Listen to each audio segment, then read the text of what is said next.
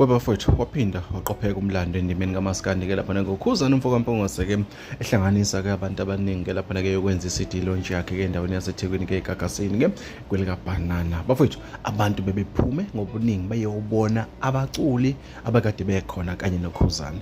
Abantu abaningi inkundleni zokuxhumana ke lapha ke undaba zekwayo ke le ndaba ukuthi ke le ndawo ivele yagcwala phama njengoba sibona ukuthi ukhuzane ke bengayedwa lapha kodwa ke bemema abanye abaculi bafana noNto encane zondi ke onjokwe ke ihoboshe ke lapha ke sikhuluma ke ngeinsizwa bekade zikhona ke lapha ke nabanye abahlaba hlosile oqhosha ngokwenza kwakhe ke lapha ke kule CD launch ke ye-album ethi ke angidlali ke nezingane okuyinto bafowethu ke enhle kakhulu ke lena. Siyabona ke esikhathini sanamhlanje ke noma ke ekhathini ke sikuzona ke abaculi abaningi ke benza imlando engakaze ibe khona endimeni kaMaskandi.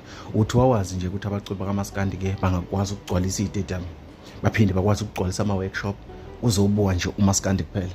Bafowethu into enkulu kakhulu le esikholwa ukuthi ke uma ungumthando womculo kaMaskandi ke ungumlandeli womculo kaMaskandi ke kufanele ke ukuzishayela ihlombe ke lapha ke njengoba ke sibone ukuthi ke izingoma ke zabo ke abaculi futhi sokwaba izona ke esegijima phambili ke lapha ke nakuma charts ke ko Spotify nakwezinye indawo ko YouTube ukuyinto bafowethu esithi nje salute ke kuyona. Kodwa ke nanto daba khuzane ke iphuhambe kahle kakhulu ke iCD launch yakhe ke lapha ke endaweni yaseThekwini ke abantu bafika ngobuningi babo ke bazobona ukhuzane kanye nabanye abaculi ke okuyinto bafowethu le ishayela ihlombe kakhulu. Sikhumbule bafowethu ke le album kakhuzane iphumile ke ayikakabi nanesikhathi eside kakhulu. Ngikholwa ukuthi ke isenamaviki nje engithi ke mawube mabili njengoba ke esenza iCD launch. Bafowethu thina ke sisiqiniseko esemedia sekuthatha sikubeke njengoba kunjalo sekunika khona futhi ke njengoba kunjalo sithi nje buka nampa abantu ithombe zixoxa indaba beyugcwele phama.